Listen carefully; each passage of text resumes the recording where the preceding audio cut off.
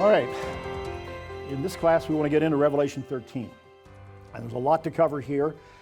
As I mentioned in the last class, we are getting kind of a focus onto the work of Satan, in this case through spiritual or ecclesiastical power and political, civil power, symbolized by these two beasts that rise up out of the sea in chapter 13.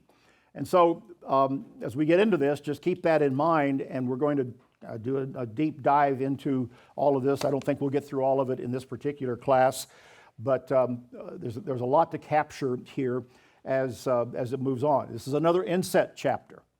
And again, it focuses in on the story that we've already been studying in Daniel with the beasts, and particularly now the Roman Empire. We're focused on the Roman Empire, that fourth beast of Daniel 7. As we go to chapter 13, I stood upon the sand of the sea and saw a beast rise up out of the sea, having 7 heads and 10 horns, and upon his horns 10 crowns, and upon his heads the name of blasphemy. So here is another depiction. In this case, it's the Roman Empire. And it is depicted here. Verse 2 is, the beast I saw was like a leopard. His feet were as the feet of a bear. His mouth as the mouth of a lion.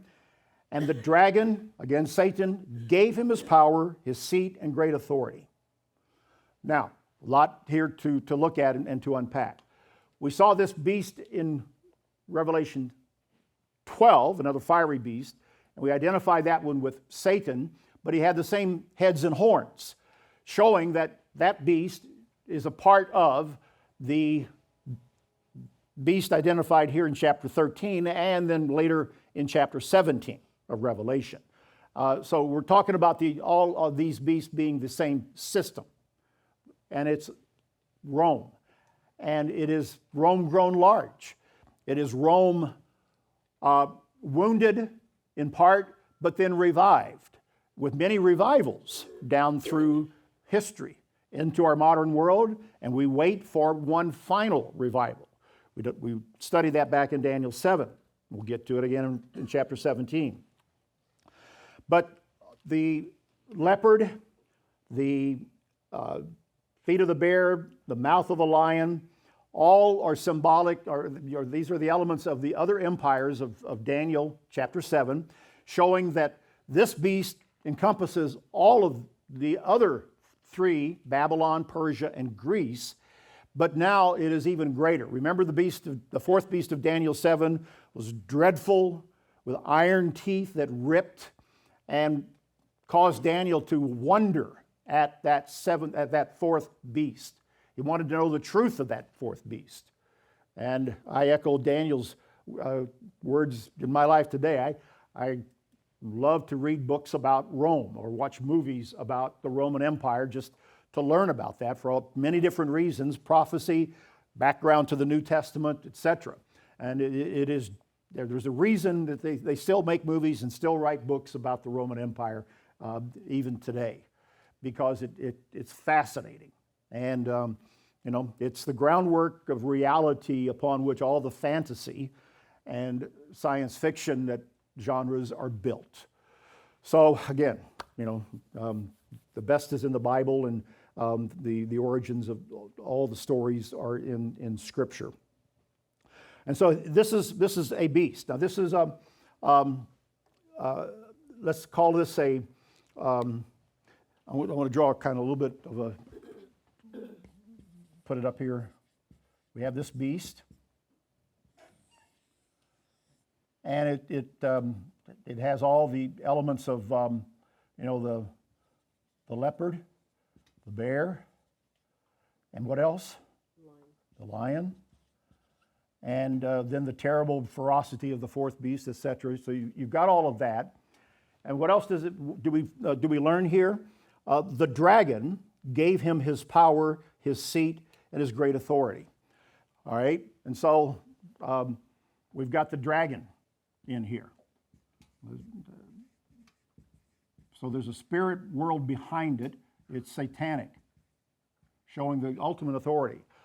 So these are political, earthly powers. They come up out of the sea, it says, out from among the peoples and the nations of the earth. Here is what we're being told. By the time we get to this, it is far more than the fourth beast of Daniel. It is that and more, on steroids, if you like, in terms of the what we're told here. You might just hold your place. Let's quickly turn back to Daniel 7 and read something about what was told to us in Daniel 7.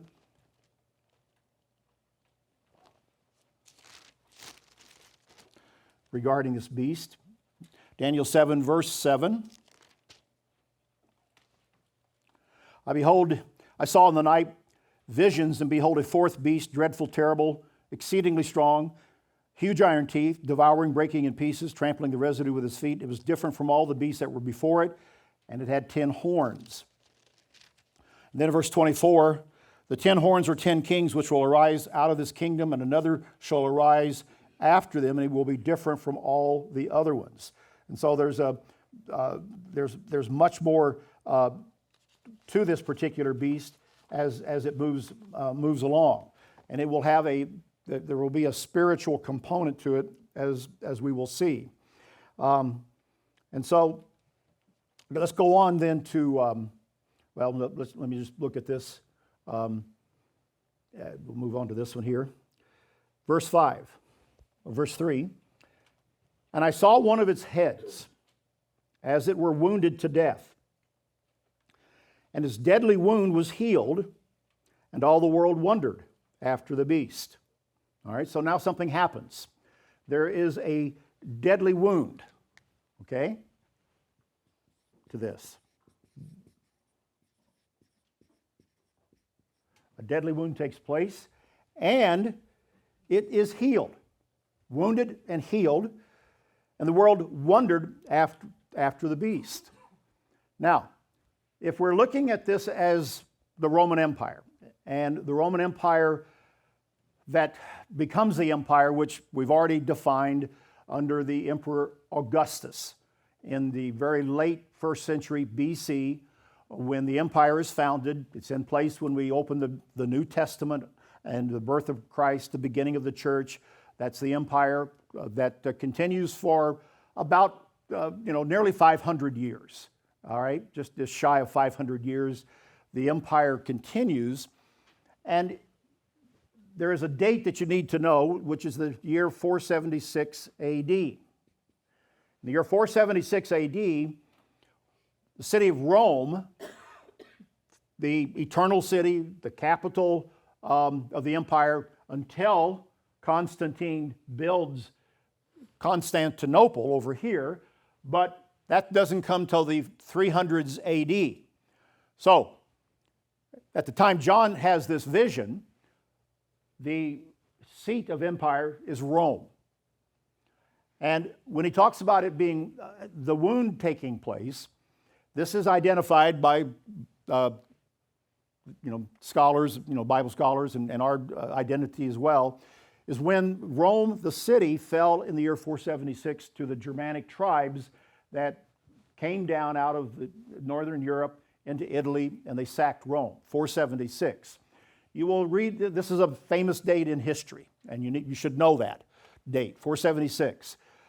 It sometimes is said to be the fall of the Roman Empire, but technically it's only the fall of the Western Empire, which was headquartered at Rome. Why? Because remember, Constantine built a second capital. The empire was so big, it needed another capital to administer all of this at that time. And in 476 AD, Constantinople did not fall. It continued for actually another 1,000 years. It did not fall until late 1400s, when the Muslim armies finally sacked Constantinople and took over. So, technically, the Roman Empire in the East continued on. They had emperors and etc. And so, prophetically, when we look at this wound taking place, As John sees it, it's applied to Rome and the fall of Rome in 476. Okay? And I think that's a correct application of that. And the city just collapsed. Rome had been decadent for a number of years. They had been in decline. Edward Gibbon writes his famous book called The Decline and Fall of the Roman Empire. And he chronicled that very, very well. It declined for hundreds of years. Now, great empires don't always fall overnight, kind of like Babylon, remember? In one night it fell. Not all empires fall at once. There can be a slow decline, and that's what happened with Rome. It declined. The quality of emperors, the quality of the Senate, the quality of life even, its armies, its approach toward itself declined. By the time Rome fell in 476, the Roman armies were largely composed of many other foreign peoples, Germanic and others, because the Roman base had kind of died out or lost interest. And there had been a lot of assimilation. There had been a lot of migration into the empire. And so a lot of things had changed. And finally, these Germanic tribes just kind of pushed over the decayed remnant of what Rome had been at its height during the early Caesars, Augustus and his successors. And that's what's being described here. It's a wound to death, and yet it was healed. Okay? And the world looked at this. Now, here's what happens. Let's look at the healing of this. Let's go on, read verse 4. They worshiped the dragon, which gave power to the beast. And they worshiped the beast, saying, Who is like unto the beast, who's able to make war with him? And there was given unto him a mouth speaking great things and blasphemies, and power was given to him to continue 42 months. All right? So, here again we see that Satan is the power behind this civil power, and it is a civil power. The beast is let's call it a political, civil power, government. It's not religious. That's the second beast that we'll talk about in a moment. But the power behind this, the real power, is Satan, because verse 4 tells us people worship the dragon that gave power to the beast. So, Satan's great desire through Scripture is to be worshiped. Whether it's through an idol or Christ falling down and worshiping him that he commanded him to do in Matthew 4. And he said, fall down and worship me and I'll give you the power over all these kingdoms of the world. He had the ability to do that on a physical level, if you will, but Christ resisted that temptation. But it tells you what power Satan has. And but he wanted to be worshipped. In that case, he wanted to be worshipped by God. And Christ would not do it. He said, get behind me. So verse 4 is telling us a great truth about Satan and his vanity. And so the world worships him through this political power and ultimately the spiritual power. Who is like the beast? Who's able to make war with him? And so this period of 42 months is another period of 1260. And this has been understood. So we got 42 months, which is another 1260. And this is taken to be from the period of 554 to 1814. All right, AD, 554. It says it continues for 42 months. So something begins with this deadly wound being healed. The deadly wound was 476. The healing is a little more than 100 so years later in the year 554 and begins a 42-month period or 1260-year period if we want to look at it in this way. What is it that we're looking at? What took place during this time? Let's read a couple more verses. He opened his mouth in blasphemy against God, to blaspheme his name and his tabernacle, and them that dwell in heaven. It was given unto him to make war with the saints to overcome them. Power was given him over all kindreds, tongues, and nations. Again, testifying to the breadth of Satan's influence as the god of this world that has deceived the world. 2 Corinthians 4:4, Satan is the god of this world, and he deceives the world. We read that in Revelation 12. And so and power was given to this entity, this power, this beast, to be over nations, tongues, and kindreds. It's virtually the same terminology of chapter 17, verse 15 of Revelation.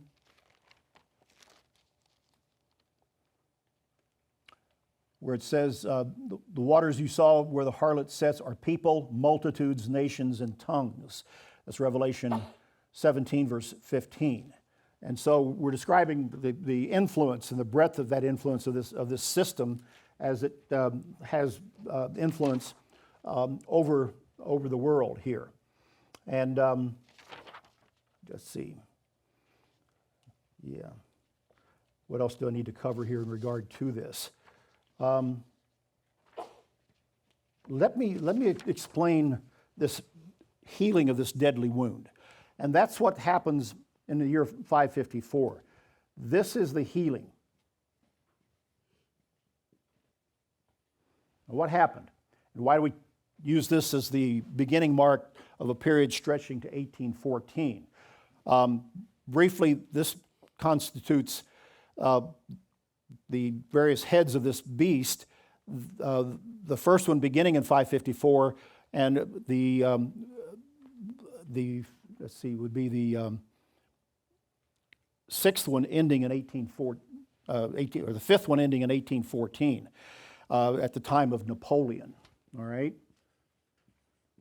Napoleon Bonaparte, Emperor of the French, who rampaged across Europe, trying to take over Europe.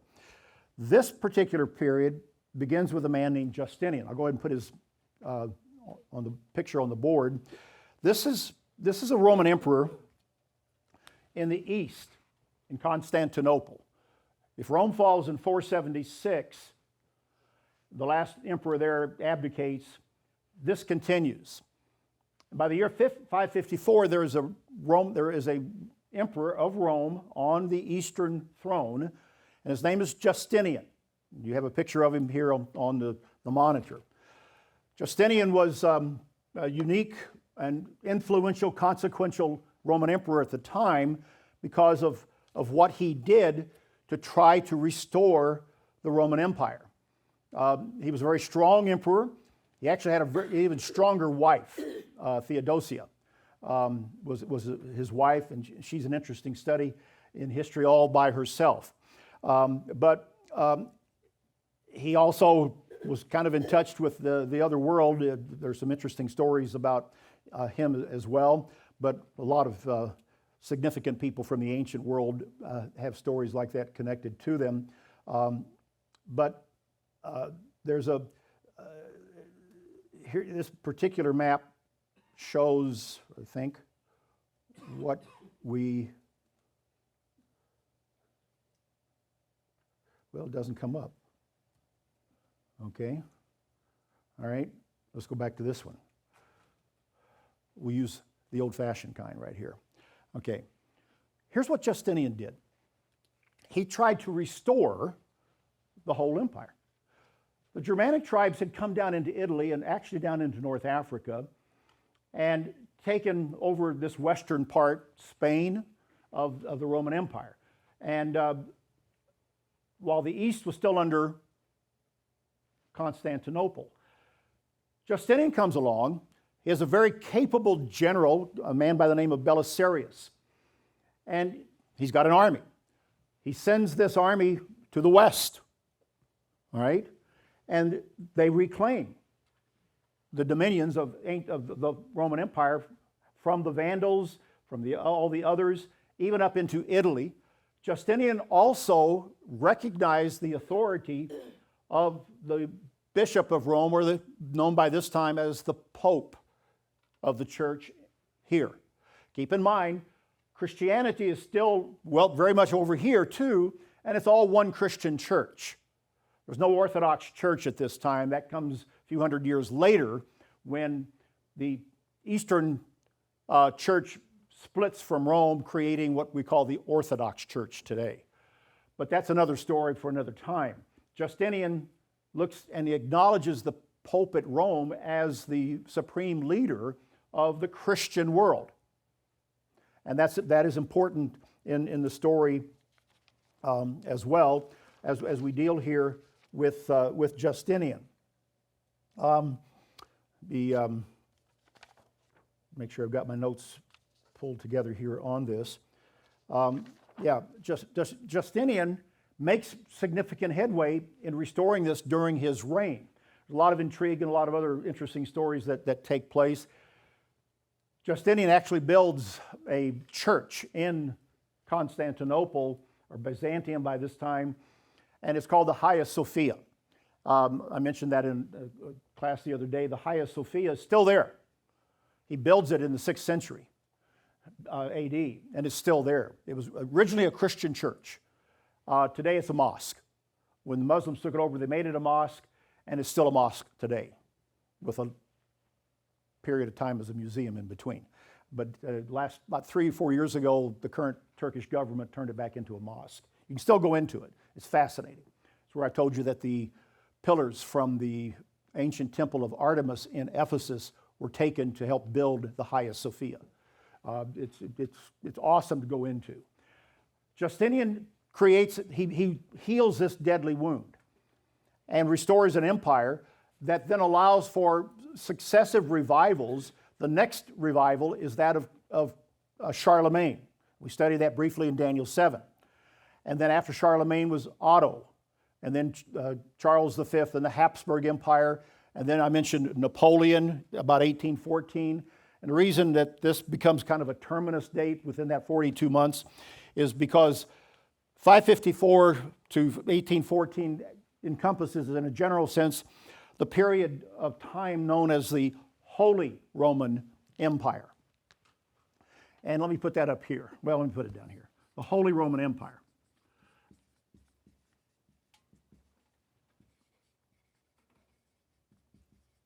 All right?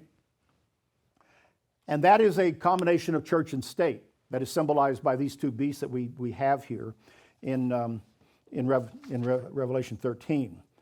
And so in 1814, Napoleon is defeated by combined armies of other European nations, and essentially historians mark that as the end of the Holy Roman Empire. It actually probably began with Napoleon's crowning. He would not be crowned by the Pope. All the other Holy Roman emperors were crowned by the Pope at Rome, beginning with Charlemagne. Napoleon took the crown from the Pope and put it on his own head. And in a sense, trying to show his superiority above the Pope. That's what took place. So this 42 months kind of represents this period of the Holy Roman Empire. But I want to cover something about Justinian that helps us to appreciate this whole system of Roman government and what really began with the healing of this deadly wound that developed over a period of time. Justinian, among the many things that he did, the reconquest, he also did something in that he began to pull together Roman law. And I'll put that up here. Rome was known for its law, and there was 1,000 years of Roman civil law that had accumulated, and inconsistencies, contradictions, a law here, a law there, and it was a vast tangled web, kind of like a bottom of our closet sometime. And Justinian knew that this had to be pulled together, reformed, and he had a good lawyer, and he gave it to this guy, he got it done. And he created what is called Justinian's Code. This is a book that shows a copy of it later years here from a museum, and it's, you can find it on the internet, it's well known. When it was finally published, Justinian's Code then became the law of the empire. And what is unique about this, and this is where this healing of this deadly wound, and one other thing we're going to talk about in a few minutes, and that is the image of the beast that we'll refer to, kind of all comes together in what we have today and what we look for when we look at the system yet to arise called Babylon and a final revival of this entire system.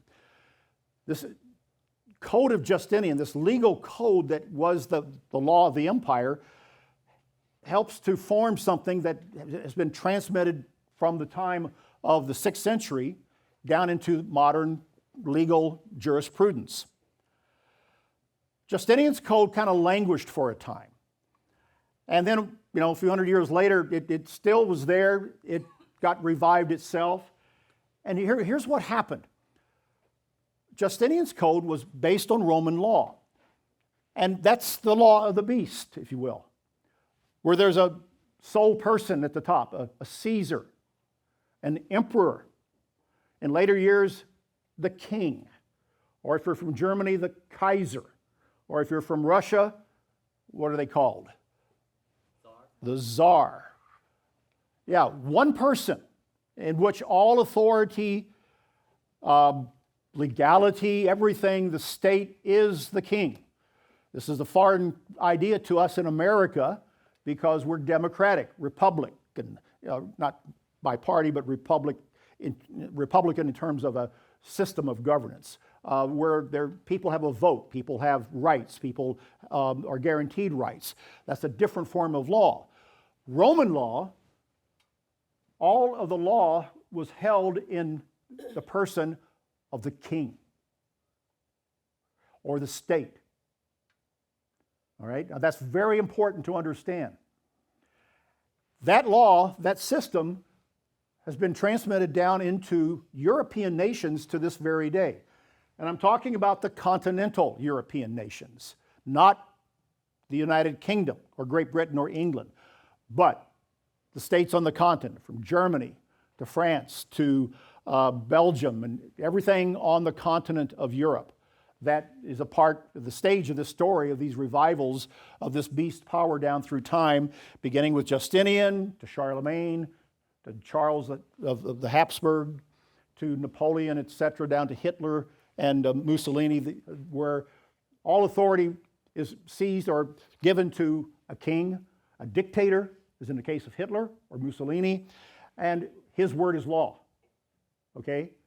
That is what is known as civil law. The king is supreme. Now, that is different, but that is what has come down today into the modern forms of European law, today embodied within the European Union and a lot of bureaucrats in Brussels. About 27 countries form the European Union today, 26 or 27, I can never remember that. But it is a very highly technical, bureaucratic state, headquartered in Brussels. They make laws that govern everything. And sometimes those laws clash with American laws because when Microsoft, Google, Apple have wanted to do business in Europe, they have to conform to European law, which is different from American law. But the civil law, authority resides in the state. The king owns your property. We all know the story of Robin Hood. When Robin Hood would take from the poor, take from the rich and give to the poor, he was taken from evil King John, right? And given to the poor people in their little hovels out in the woods. We've all seen the story, right? Well, that epitomizes something, even though that's English law. King John was kind of an aberration. I'll come back to that in a moment. But in Europe, the king was the state. Louis XIV, the great king of France, he had a saying, "L'estate, c'est moi." Pardon my French. I am the state. L'estate, c'est moi. I am the state. I will determine the law. I will determine justice. My court, and I'm the ultimate. That's Roman civil law. The Caesar, and we'll see this in Rome, in the book of Acts. Paul appeals to Caesar when he is accused, and he goes all the way to Rome at the end of the book of Acts, because as a Roman citizen, he can appeal to Caesar, but Caesar is the ultimate end of the law. Where do you and I appeal today in our courts, in our system? We appeal to a court. And if it's big enough, it'll go all the way to the Supreme Court. That's not the way civil law runs. But this is what is developed in a system that we look at to be the seedbed for this beast power of Revelation 13 and 17 from which to arise, that has the tendencies and the characteristics of this Roman law. What Justinian did was to embed that into the DNA almost of European countries that has endured since the 500s. Now contrast that to what form of law that you and I are under today. We're under a form of common law.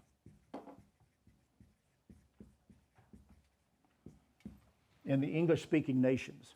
And common law began with this picture right here. This is King John of Robin Hood fame. He ultimately was forced by his nobles to sign something called the Magna Carta. Have you heard of the Magna Carta? Essentially, this said that the king is subject to the laws that everybody else is subject to. That's it in a nutshell. 1215, the year 1215. I remember that because that was my lunch hour in junior high school. So I know 1215, okay? That's how I remember it. They made him sign this document, which is the basis of English common law, from which America and all the other English-speaking nations developed their systems of law, that basically says, I have the right to bear arms. I have the right to my own property, and it's not the king's. And in our Constitution, we actually wrote in that you did not have to billet or bed the king's forces in your home, because that's what happened in late 1700s, and they wrote that specifically into the Bill of Rights. In other words, it's your home, you own it, and you can do with it whatever you want. It doesn't belong to the state, doesn't belong to the king. All right? You have 10 acres, you inherit 40 acres from your grandparents, or something's handed down in your family for years and years. There are rights that guarantee that. That is one of the fundamental blessings of our legal system. It's all part of common law. And on that, you can build wealth. You can build wealth individually. It's a part of our entire system. But it's different from Roman civil law, which all goes back to Justinian, a Roman emperor, part of this beast power. So when we read, as we will later in Revelation 18 and 17, and I have already, about the power of these beasts, they have a legal structure. And so the healing of this wound that Revelation 13 is telling us is quite significant in terms of the impact upon the development of peoples along this system, and then years later, English-speaking peoples developing along a system of common law. This will come back into play in a few weeks when I give you we talk about the promises to Abraham as one of our fundamental beliefs, and what those promises have at their heart in terms of individual liberty and freedom, guaranteed by the Word of God, that are embedded in that example of Abraham and the promises God made to Abraham that are part of the biblical story and even the story of history down to our time, and the contrast between this beast power and, let's say, a system that has roots in what God established in His law. As you read Deuteronomy, Exodus, and Numbers, you see that God's law is based on freedom, liberty. Oh yeah, it's God's law, and we do obey God. But that produces liberty. The New Testament talks about that. I mean, even when you look at the laws that govern slavery, freedom was at the heart of even those particular laws that did regulate a very bad thing, because ultimately there was a hope of freedom, personally, out of the system that God forced, had the Israelites embed in their system. If a person went bankrupt, there was a path back to economic freedom. If a person lost their property because of a bad management, and the next generation and the next generation were in poverty, the law of the Leviticus 26 or 25, the law of Jubilee, thank you very much. The Jubilee law reset it every 50 years. It's too bad we don't have time to teach that fully here at ABC, because the Jubilee, when you do a deep dive into that, you see that the Jubilee law is the solution for poverty and injustice everywhere at all time. And God embedded it into a law that regulated economics, so the economy didn't get out of whack every few years. And every 50 years there was a reset. And if great-grandpa lost the farm because of overextending bad debt, that property could be reset into the original family line, which gets back to the reason and the importance of families, as God said it. But those are at the heart of freedoms and liberty of God's law, that are these human laws, like common law and Magna Carta, at least have their roots in, even though they're not perfect. But they have their roots in certain freedoms. And today, when you look around the world at the peoples that have prospered the most, comparatively speaking, they are peoples that have been, at one time or the other, under this system, and it was given to them and it was spread there largely through the network of English-speaking nations. So we're contrasting two systems here in Revelation. And we're seeing in Revelation 13 how this beast was wounded, this beast was healed, and it continues on, and the story is there. So we've covered these two verses. Let's look at verse 6. The beast opened his mouth in blasphemy against God, to blaspheme his name and his tabernacle, and them that dwell in heaven. And it was given unto him to make war with the saints, and to overcome them. And power was given him over all kindreds and tongues and nations. And we have read that and talked about the impact of this beast through time. Verse 8 says, and all that dwell upon the earth shall worship him, whose names are not written in the book of the Lamb, slain from the foundation of the world. If any man has an ear, let him hear.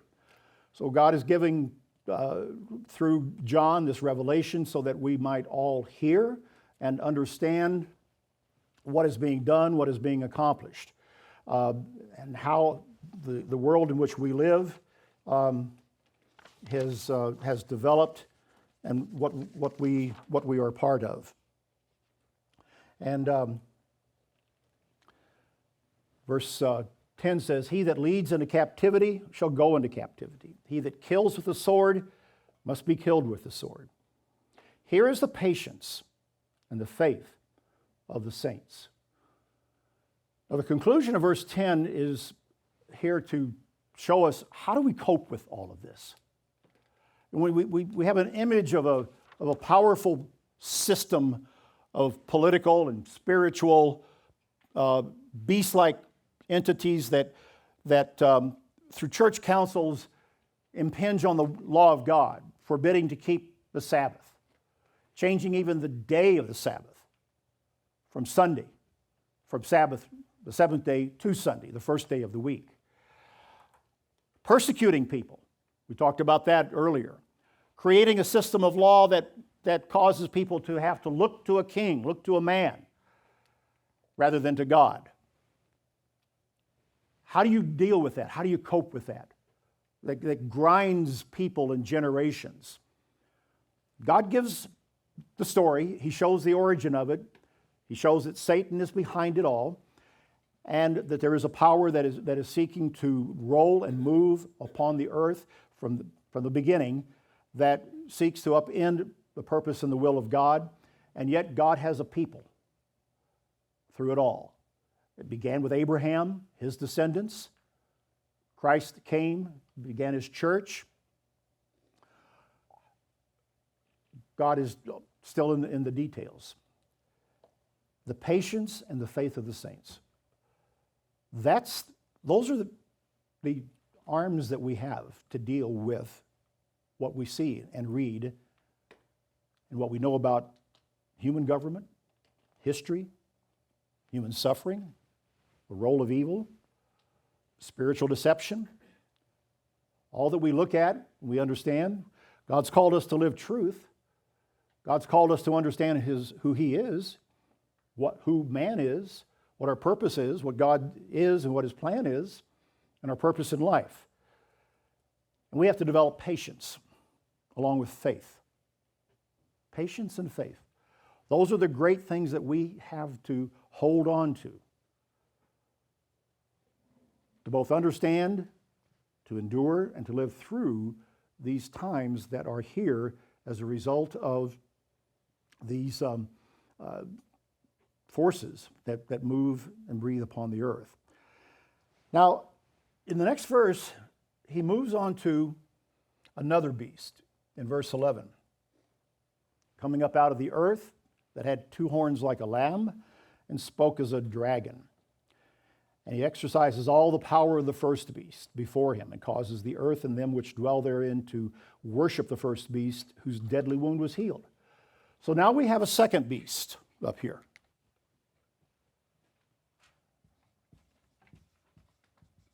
I call him beast number 2. And he causes the world to worship this beast. Now the description that we will get into with this beast is that of a miracle-working person. Now these two beasts always, and they will in the time of the end, they will have a personification. There will be people behind this. Understand that. Just as I say Augustus was kind of the prototype of the Roman beast as he founded the empire. Alexander the Great for the Persian. In the time of the end, there will be a person, we often refer to the beast as a person, that will embody that. The second beast, a spiritual leader, will also embody that. So we are talking about two people that will appear on the world scene. I don't know who they are. We've always identified or looked to the Catholicism, nominal leader of Christianity, the Pope, to be this. And while we look at a political leader over here. And we've looked at, actually, through the years, there have been individuals we've kind of looked at in Europe. Could that be the beast? And, well, they're all dead now. And, popes come and go. This current pope appears to be in his last days, but he's still alive. And but there will be spiritual, people behind both of these. We'll talk more about the second beast in the next class. We're kind of getting to the end here, and we'll wrap it up. And probably the class after that, we will get into the specifics about the mark of the beast. But there's a lot to talk about with the second beast, particularly what Scripture talks about here as the image of the beast. And we'll talk about what that is and how we understand it so that we can understand things presently for us. So we'll pick that up, the second beast, in the next class and keep moving forward here. As I told you, there's a lot to get into. Another fire hose.